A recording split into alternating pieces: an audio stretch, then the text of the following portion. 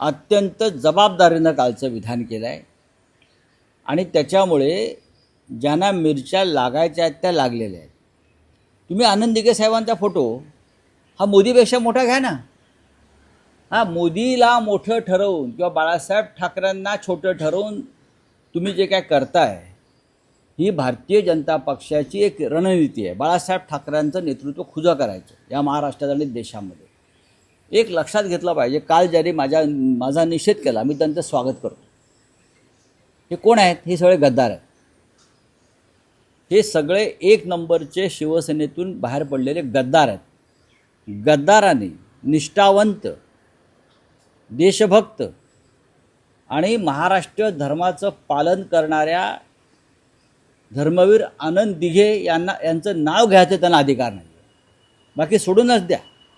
हे त्यांच्या नावाचं राजकारण करतात. आनंद दिघ्यांनी आमच्या कधी शिवसेना विकली नाही. व्यापाऱ्यांना, बिल्डरांना, शहा, मोदी यांच्यासारख्या राजकीय व्यापाऱ्यांच्या पायावर आनंद दिघ्यांनी कधी शिवसेना ठेवली नाही. आनंद दिघ्यांवरती अनेक संकट आली, त्यांना टाळाही लावला, म्हणून ते शेपूट घालून त्यांनी पक्षांतर केलं नाही. गांडूसारखं हे जे स्वतःला दिघ्यांचे शिष्य वगैरे समजतात ना, त्यांनी कधीही आनंद दिघे साहेबांनी त्यांच्याने आमचे सगळ्यांचे संबंध होते चांगले. हे कालची पोरं आहेत सगळी. हां, हे बाहेर उभे राहणारे रस्त्यावरची पोरं आहेत सगळी. हे आता काल आले ना, हे टेमेनेकाच्या बाहेर टपोरी करणारे सगळे पोरं आहेत. त्यांना आतमध्ये प्रवेश नव्हता. आनंद दिघे हे ठाकरे परिवारातले आणि शिवसेना परिवारातले एक महत्त्वाचे सदस्य आणि घटक होते. ठाकरे परिवाराचा आदेश त्यांनी कधी मोडला नाही. मग ते शिवसेना प्रमुख बाळासाहेब ठाकरे असतील किंवा जेव्हा कार्याध्यक्ष झाले उद्धवजी, त्यानंतर उद्धव ठाकरे असतील, त्यांनी सातत्यानं मातोश्रीशी आपली निष्ठा कायम ठेवली. हे आता जे आहेत नाही, स्वतःला शिवसेना म्हणून घेणारे लफंगे आणि चोर, हे धंदे कधी आयुष्यात माननीय आनंद दिघे यांनी कधी केले नाहीत. राऊतसाहेब, तुम्ही टाळाचा उल्लेख केला. जे तुमच्यावर आता टीका करतात किंवा तुमचा निषेध करतायत ते म्हणतात की राऊत यांच्या मुलाखतीनंच दिघे साहेबांना पण असं कधी आनंद दिघे साहेबांनी म्हटल्याचं माझ्या लक्षात नाही आहे की संजय राऊतांमुळे मला त्रास झाला. अजिबात नाही. आम्ही त्यांना तुरुंगात भेटायला जात होतो सातत्यानं. सुटल्यावरती ते माझ्या इथे घरी आले होते. राजकारण ह्यांना कळत नाही.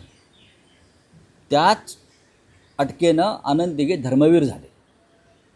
हे काल जी पोरं आले होते ना, आनंद दिघे यांच्या ज्या आनंद आश्रमात हे लोक बसत आहेत, तो कोणी कोणाच्या नावावर करून घेतलं आहे ती प्रॉपर्टी, याचा तपास करा. आनंद दिघे साहेबांच्या वेळेला तो एक ट्रस्ट होता. दिघे साहेब तिथून काम करायचे आणि आज ती प्रॉपर्टी म्हणून कोणी कोणाच्या नावावर करून घेतलेली आहे, धमक्या आणि दहशत निर्माण करून.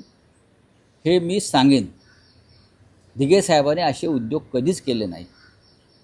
दिघे साहेब हे व्यापारी नव्हते. त्यांनी शिवसेनेचा व्यापार केला नाही आणि त्यांनी कधीही कोणत्याही पदासाठी मातोश्रीवरती मला स्वतःला काही पद पाहिजे, मला मुख्यमंत्री व्हायचं आहे, मला मंत्री व्हायचं आहे, मला नेता व्हायचं आहे, अशी कधीच मागणी केली नाही.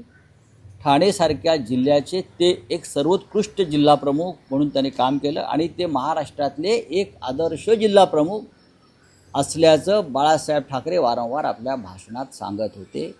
जेव्हा दिघे साहेब होते